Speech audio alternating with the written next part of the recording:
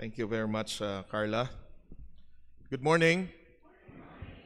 Sa sining aga, nag-celebrate kita sa National Baptist Day. According sa Republic Act 11897, gintagaan nila kita nga mga Bautista sa National Baptist Day. That is every second Thursday of the month of January. Kag sa sining nga tuig, 2025 is the 125 years of Baptist presence in our country. Sang nag-abot diri si Braulio Manican kag si Eric Lond in the year 1900. So sa sining nga tuig, hopefully, all of us will learn about our Baptist identity kag ma-appreciate naton ang ining pagtuluhan nga ginhatag sang Dios sa aton tanan. Let us pray. Lord, today as we meditate upon your words, we open our hearts and our minds. Please speak to us. We are ready to listen. This is our prayer in Jesus' name. Amen.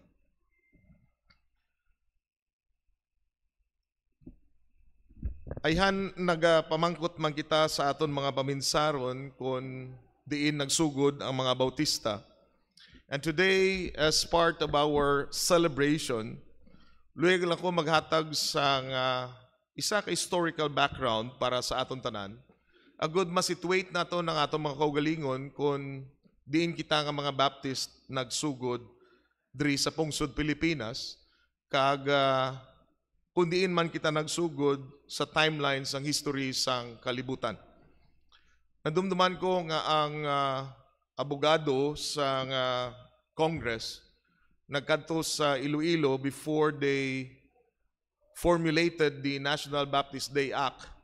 Kag nagistorya sila sa akon, kag ang General Secretary sa aton Convention of Philippine Baptist Churches during that time was Reverend Dr. Gerson Narciso. Kay they thought all the while sa mga taga Manila nga Baptist nga sila ang una nga Bautista diri sa pungsod Pilipinas. May nagsiling sila, hindi kamo una, sa Iloilo ang una nga Baptist. So nagkanto sila sa CPU, they talked with me and Dr. Narciso, kag naghatag kami sa ilas ang background. And lo and behold, sa pagkasunod nga tuig, nag-celebrate na sa National Baptist Day. 3 years in a row na ni naton nga gin-celebrate. Kung ninyo nadumduman, dito kita last year sa may Bacolod City Plaza. And this year, ang mga Baptist dito nag-celebrate sa may Ayala, diri sa may Bacolod. Ato ako dito sa Iloilo, sa may Lambunaw Circuit, nga nag-celebrate man ang circuit dito. Sa La Carlota, nag-celebrate man sila sa City Plaza together with La Castellana nga mga Baptist. Kung nato madumduman mga utod, kita nga mga Bautista, naghalin kita sa ginatawag nga Protestant Reformation. Ining Protestant Reformation was part of a larger enlightenment na ginatawag sini sa may Europe in the 16th century. This period of enlightenment, ginatawag nila nga enlightenment, kay before that period, they call that period as the Dark Ages. Nga Dark Ages ang ininga period, kay bot silingon kung anong ginahambal sang kaparian sang Romano Katoliko, ginasunod na lang sang sosyudad. So later on, they called this period after the Middle Ages as the Dark Ages, because hook, line, and sinker, kung anong ginahambal sa Roman Catholic Church, ginasunod na lang sa mga tao dito sa Europa. And here comes ang mga humanist, kaangay sa ilan ni René Descartes, kung ninyo madumduman, sino name na yan, hindi na si René Descartes. Anong ngalan ni René Descartes? Ang spelling niya sina Descartes. Si René Descartes in Europe, ang iyang famous nga line na gasiling, I think, therefore I am. Sila ni David Hume, sila ni kadamo sa mga humanist, yung mga philosophers during the time, and they rediscovered the work of the great philosophers like Aristotle, Plato, and Socrates. Kag ila ini nakutkutan liwat, kag ila ini gintunan liwat, kag ang mga tao nagpaminsar liwat. In summary, ang tao naging critical, ang tao nagpaminsar. And when René Descartes said his famous words, I think, therefore I am, ang meaning niya sina, ang akon malabutan, tubtob sa akon mapaminsar.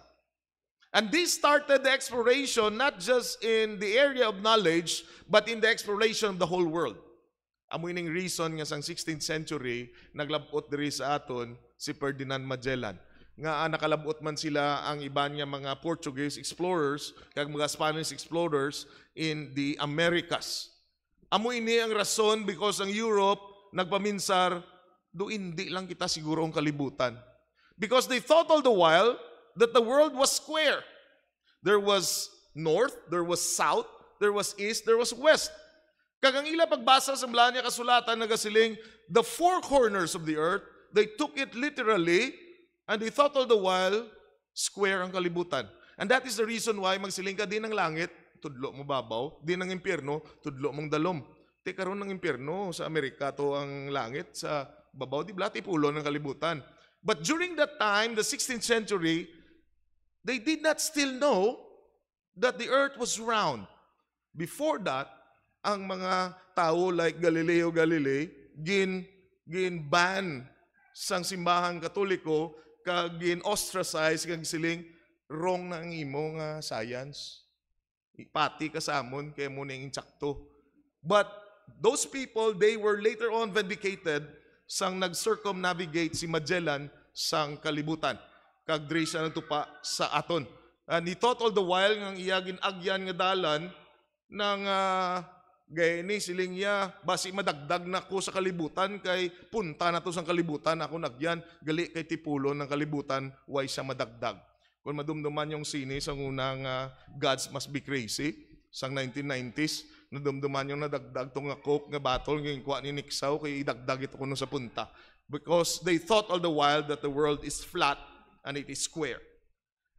Amoy ng tion ng tao nagpaminsar, amoy ng tion ng tao nag-explore. And that is the time also of the Protestant Reformation.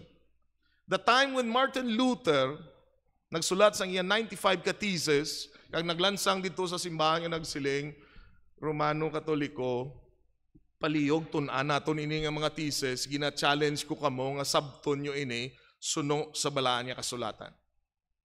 And the number one doctrine that Martin Luther protested against was the doctrine of indulgences. Ano ni siyang doctrine of indulgences? Si John Tetzel, ang one of the foremost nga supporters ng Roman Catholic Church, siya ni nagalibot sa bilog nga Europe kag nagapanghatag ni siya sang certificate. Ang certificate, very simple, nagasiling certificate merit of salvation is given to Reverend Arnel Masitas na ara ka na eternal life kay nagbayad ka 500 pesos. Do katahom man nga fundraising, no? Sa sunod siguro nga mapakayo kita sa kunanong di pakayo ta, ibligya ta guro eternal life tayo, no? Mahal man na tani. But can you think, grabe nga klase ang paminsaron when Martin Luther came to Rome and he saw the construction of the St. Peter's Basilica in Rome, sila niya katunto sa inyo. Naminsar ka mo sang doktrina, kay wala kita sang kwarta nga ipatindog sa simbahan, nangita kita sa pamaagi to raise funds and to make a wrong doctrine. In short, mga kuturan, ining doctrine of indulgences, you buy your salvation. And when you buy your salvation, you need another doctrine to support it. Paano mo baklon karon kung ang tao gapati nga ambal sang Bible, langit lang kag impyerno? So kinahanglan mo sang stopgap, agod mabaligya mo ang ining nga doktrina. Ano naman nga doktrina ang inubra nila? The doctrine of purgatory. Kay mas standby kada anay, kay atong mga nag-standby, pwede mo pabaklan para mahilway ang ilakalag kag mapalangit. But to say nga wala na ini is very wrong. Why? Na-challenge ko kamo, magbisita kamo sa mga namatyan, pangusisa kamo da sa mga nagatindog sa kilid sang lungon, may mask card na dira. Katilaw na ako mabasa kung anong unod sang mask card. Ginabakal mo ina sa konbento kag sa mga simbahang Katoliko, depende sa presyo nga pangamuyuan nila number of days ang kalag sang imo pinalangga nga napatay. Subot silingon kung 500 lang imo ginbayad, kamalingking lang sang tiil mo gali ang makasaka sa langit, Grabe nga logic. But people still would buy that. Kag ang ina nga logic, ang ina nga philosophy, ara sa imo, ina nga theology, then your actions sa sininga kalibutan would be, mangurakot na lang ko kag mangawat ko. Bilinan ko na lang minilyon para kung mapatay ko, pangamuyuan akong kalag and eventually mapalangit ako. My friends, sorry to say, halin sa Protestant Reformation until now, it is against the Word of God. Hindi ina-intsakto nga pagtuluhan. And that is one thing nga ginsulat ni Martin Luther in one of his 95 theses, siling ni Martin Luther, Pope, if you really love the soul of the people, then buy all the certificate of indulgences so that everyone will be saved. Kunti, kontra nila si Martin Luther nabuking ang ilang hindi amo nga doktrina. And that was the start of the Protestant Reformation. And in the Protestant Reformation, mga tao kangay kay Zwingli, kay John Calvin, kay Martin Luther, mga leaders, out of this, may nagwa pagidya nga ginatawag nila mga protestante sa mga protestante, amuning mga Baptist. We came from the Church of England, kaya ang Church of England nagprotesta man sa Romano Katoliko, and out of the Anglican Church, there were protesters inside, and these protesters, later on, they were called Baptist. Gin-ostracize man kita sa mga English nga mga taga-Church of England, kay siling nila, naano niya ang mga reformers pagid sa sulod sang simbahan. Gusto nila tagaan kahilwayan ng tao kung magtuo o kung hindi magtuo. Because the principle of the religious liberty, ang mga Baptist nagpanguna sini. And that is the reason why naglakat kita sa may Netherlands, sa Amsterdam, because there was religious liberty in Amsterdam. Even until now, kung gusto mo nga political asylum, you go to Amsterdam. You go to Netherlands. Dumduman yung leaders ng CPP, dito nagpalagyo hasta nga napatay siya. Kay mangod may liberty, religious liberty dito. Now, ang mga Baptist dito ang first nga baptism naton through immersion. And later on, some of them did not go back to England. Some of them went back and established the first Baptist church in Europe, but some of them went to America. And when they went to America, later on, gusto na sila nga magwa sa England to establish the United States of America. The Baptists were the ones nga nagpabutang sa ila constitution that there should be religious liberty and there should be separation of church and state. And that is the start of democracy. Ang Europe monarchial na sila tanan, may mga hari na sila. Ang Amerika nagsugod democracy, the power belongs to the people. Kagang Baptist nga thinking ang nag-influence sina. And later on, ang aton malulos constitution, ginkopya naton ang ila constitution kang nagsugod kita dire sa pungsod Pilipinas. Now that is the background nga nag-abot na si Braulio Manican kag si Eric Lund. Can you imagine a Swedish Baptist pastor, missionary, ipadala ka sang imo nga Baptist Union of Sweden nga didto ka mag-missionary sa Roman Catholic country, Espanya. Lingin ulo ni Eric Lund kung sino ang makonvert sa Baptist. But one day, he met a Filipino from Aklan named Braulio Manican. In short, si Manican was the first Filipino Baptist dito natugmawan sa Barcelona, Spain. Why sila kwarta nga duwa gusto nila magpa-Pilipinas? Kasi siling niya, dito na lang tama misyon. They waited for 2 years. And while waiting, they translated the Bible into Hiligaynon. They started with the Gospel according to Mark. But later on, after 2 years, nakabaton sila funding from the American Baptist. So mga Amerikano, nagpadala sila kwarta, ginbaya GCash. Wala pa to GCash ang 1900, no? So, nakabot sila, diri sa aton sa Iloilo, May of 1900. And that is the reason why nag-celebrate ang Convention of Philippine Baptist Churches sa aton National Assembly every May sa una, subong biennial na ang aton celebration. But ang bulan is May to commemorate the arrival of these two missionaries into our country. And that is the reason why this year is 125 years. Now, along the years, nga kita nga mga Bautista, nung lang aton nga matun-an, kag madala naton sa aton adlaw-adlaw ang pagpangabuhi. First and foremost, let us embrace the Bible as the sole authority for faith and practice. Basahon taliwat ang 2 Timothy 3:16-17, kung as you know, nag-announce kita nga gintistingan ta sa sinila nga Domingo in celebration of the National Bible Month nga hindi kita magbutang sa PowerPoint sang Bible kay madala kita physical Bible. Okay? So halos ang tanan kagina gamay ang nagbasa sini so basahon ta na lang tingob liwat. 2 Timothy 3:16 to 17 begin. All scripture is God-breathed and is useful for teaching, rebuking, correcting, and training in righteousness, so that the servant of God may be thoroughly equipped for every good work. This is very central in the Baptist faith, that we see for ourselves that the Bible is the ultimate authority for faith and practice. We believe that the Bible is trustworthy. We believe that the Bible is the Word of God. Mga kuturan, kanami bala ko magkadto ka dito sa may Qumran, sa Dead Sea. You will see for yourselves the Qumran cave where the Dead Sea Scrolls were found. And when you look at the Israel Museum, you look up later on na lang sa internet, you Google it. You Google the Isaiah scroll that was found in the Dead Sea. And the Isaiah scroll found in the Dead Sea is a perfect example that the Word of God can be trusted. Why?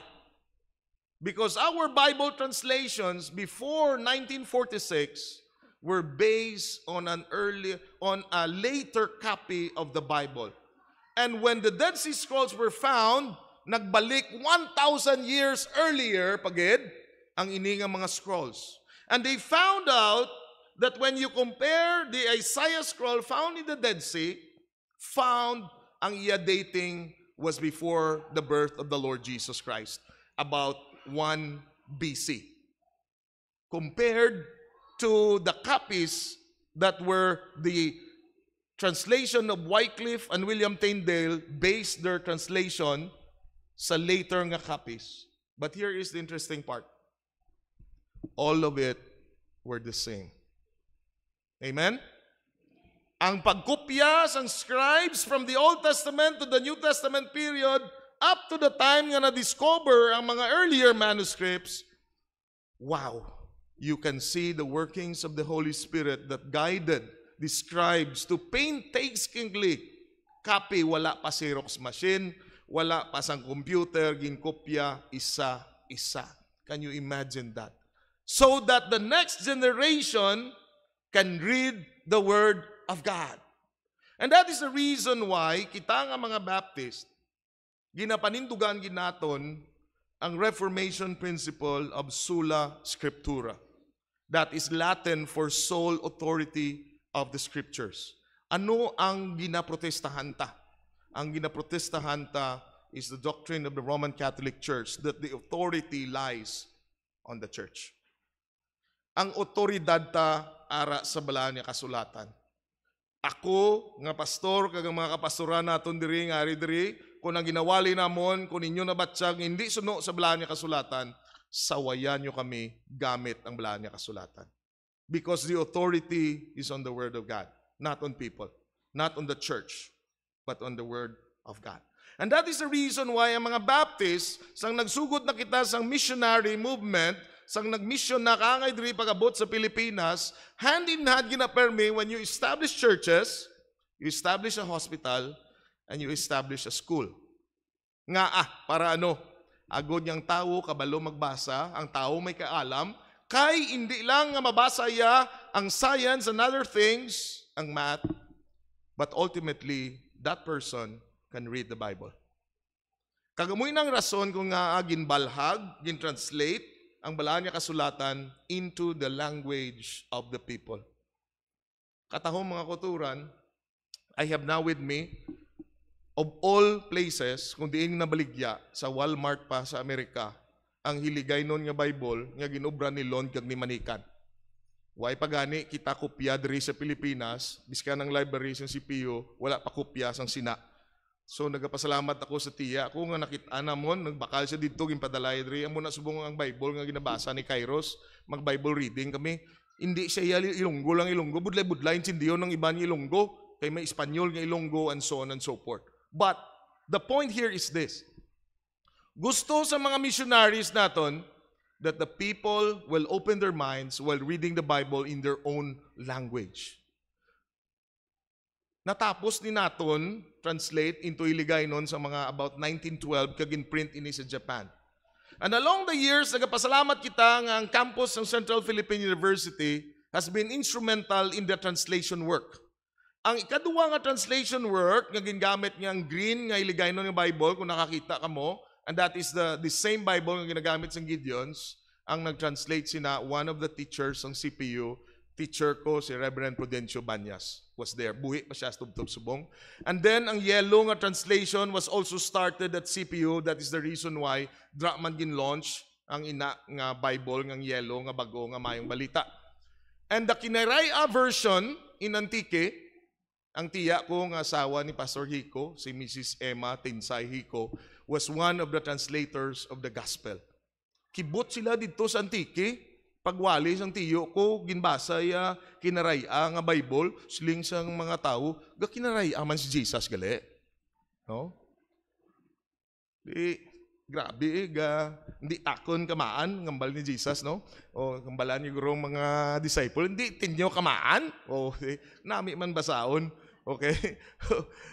Kapilan ako magkuon, di tinyo gyapon kamaan, no? Di doon naman yung nangagawta si Jesus. Kapilan ako nagambal, di mo gyapon kay tindi.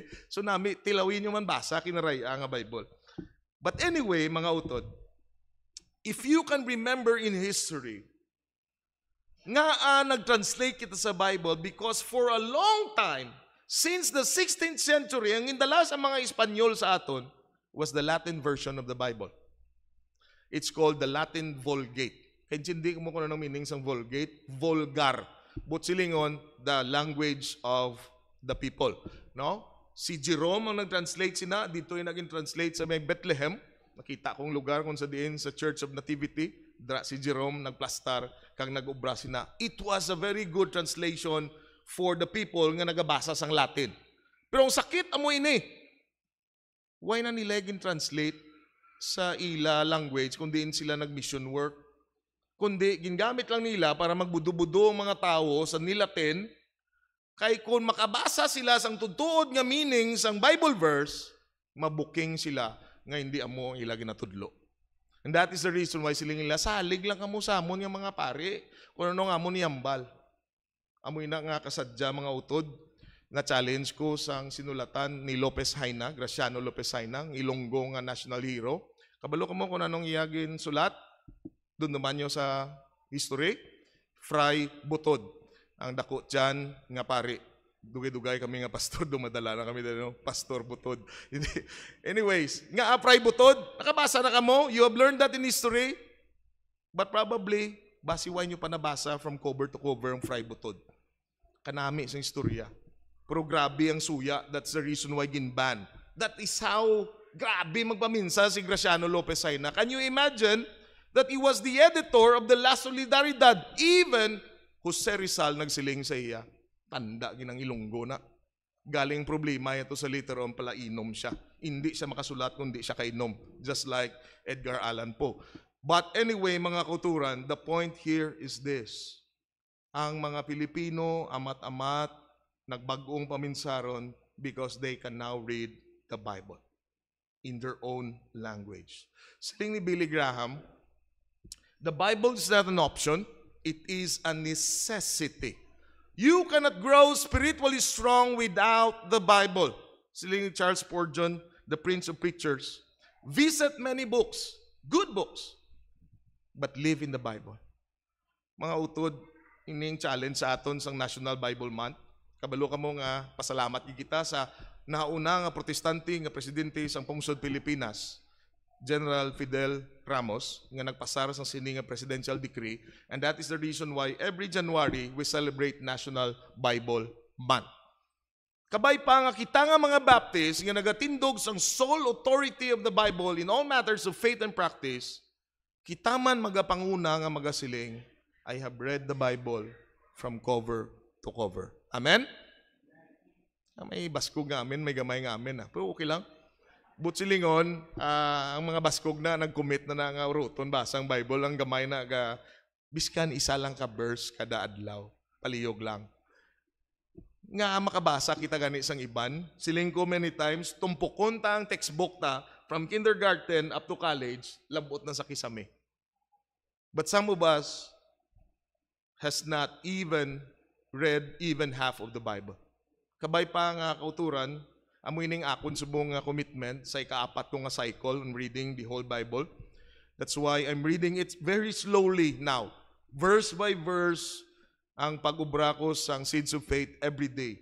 So that ang mga nag-follow kag nagabasa sina, kung hindi ka kabukasin mo Bible, you have the opportunity man nga magbasa upod sa akon mga ginsulat, upod sa sina nga reflection. But it should not be an excuse for you nga mahulat lang kay Pastor Nel. Kundi aton ina commitment tanan. Let us honor God this year and all the years of our life, making the Bible as the sole authority in all matters of faith and practice. Ikadua, we uphold the priesthood of all believers. Amoy ni isa ka Baptist principle at the same time a Reformation principle as well. Anong butsilingon sang priesthood of all believers? Can you remember the story when Jesus died at the cross of Calvary? There was a great earthquake. And one of the things that great earthquake did, nga nagisi iya ang kurtina dito sa may templo, kagang ina nga nagisi nga kurtina is the curtain that you pass through when you go inside the Holy of Holies. Anong unod sa Holy of Holies? The Ark of the Covenant. And in the Ark of the Covenant are the original stone tablets inscribed by God Himself, the Ten Commandments given to Moses. Ano ina mga kulturan? In short, nagpati ang mga Israeli, ang mga Hudiyo, nga ang presence ng Diyos ara lang sa Holy of Holies. Nga ang presence ng Diyos ara lang sa Ark of the Covenant. Kag gina-exclusive na nila nga sila lang maka-access, kag ang pari lang makasulod. And God was not pleased with that. Hindi niya luyag sang Diyos, kaya hindi na among tinutuyo sang Diyos, kaya siling sang Diyos siya, anytime, anywhere, you can come to me. And that is the reason why the Samaritan woman, when he asked the Lord Jesus Christ, di kami masimba sa templo kung sa bukid. Siling ni Jesus, neither. Biskan diin lang. But you worship God in spirit and in truth. Amoy na. And God is here with us today because we worship God in spirit and in truth. Amen? Amoy ng punto, biskan diin nga parte sa kalibutan, when you worship God sa Espiritu kang sa matura, ng presensya ya, ara siya. And one of the things, siling ni Jesus, ang akong kamatayon, will remind you, nga hindi ko na gusto nga ginabutang nyo sa box ang Diyos. Can you imagine, they put God in a box? In the Ark of the Covenant? Kaya kung anong hambal lang sa high priest, among sundon, siling ni Jesus, hindi na mo. We have to break this. Kagapasalamat man kita, nga gintuyo man siguro sang Diyos, nga sang naguba ang templo, the Ark of the Covenant cannot be found until now. Mas gusto ko na lang nga hindi na makitaan, kundi man na siya kutkuton, kay nga basi kung makitaan na siya, amo naman na siyang simbahon, kag hindi ang Diyos. Nakita nyo naman guro sa TV, itong ang iba nakaladus mo lang, itrapo lang ang ila good morning, nga gayning nga towel. Kaya ano mo to ang imo nga towel to, amo nang itrapo mo sa lawas mo late sa January hasta sa December. Wow! Amo na ang pagtuo na dagdag na lang sa sina. Si Jesus nagsiling, no, you now have equal access sa aton Diyos through the Lord Jesus Christ. The only mediator between God and man is the Lord Jesus Christ. No one comes to the Father except through Jesus Christ. I am the way, the truth, and the life. Kabay pa nga aton na dumdumon.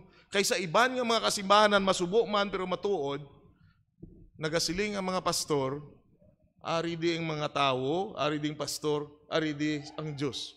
Doon nalipat na kita ang wais ang tao, kagang Diyos diritso, nga may pastor, ano ka? Ikaw nga priest? Let us remember that. And the Roman Catholic Church doctrine, before that, we read 1 Peter 2:9. Begin. But you are a chosen people, a royal priesthood, a holy nation, God's special possession, that you may declare the praises of Him who called you out of darkness into His wonderful light. Anong ginambala ni Pedro? This is not the Israel nation, but the church, the people of God. Royal priesthood. Tanan kita makaatubang sa Diyos diretso. Anong ginprotestahan ta? The doctrine of the role of the priest as intermediaries. That is so Old Testament. May isa ka debate many years ago, true story. Nagdebating Baptist nga pastor kagang Romano Katoliko. Uso ini sa mga 1960s to 70s, ginistorya nila sa akon. Siling sang Baptist pastor nga pamangkot sa pare. Ang mga membros ng simbahan ninyo di nagakonfesar, of course sa pare. Kamu nga mga pare din nagakonfesar, of course sa obispo.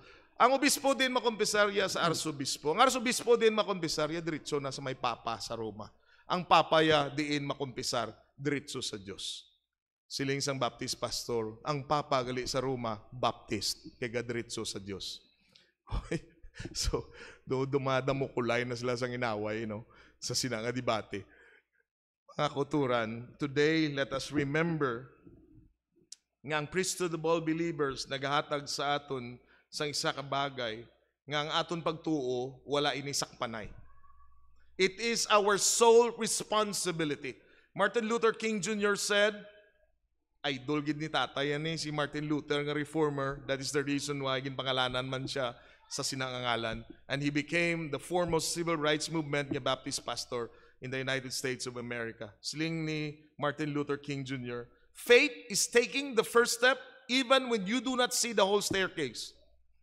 Biskan wala ka kabalo kung ano to sa babaw, sa ngagdanan, diretso ka lang kami pagtuo ka. But, it is your responsibility, personal responsibility, to take the first step.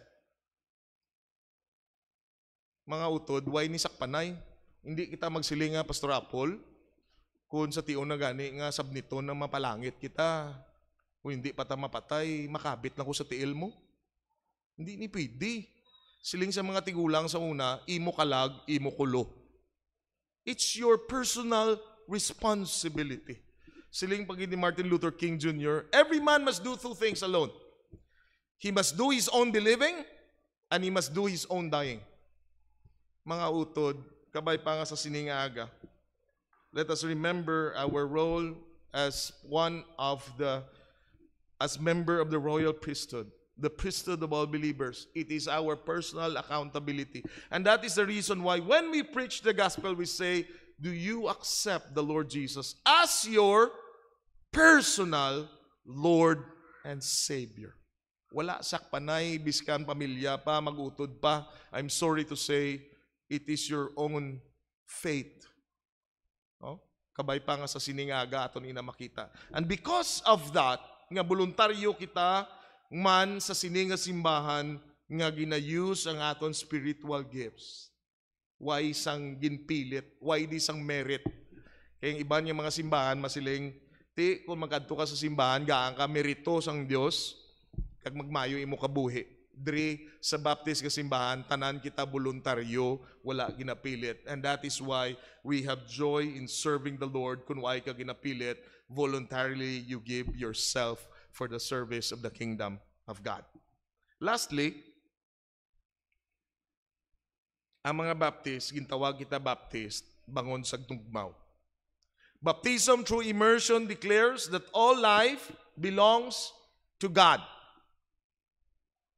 3 times na ako nagbaptize sa mga tao sa may Jordan River. Kag mas nami magidyang suba ta kumpara sa Jordan River.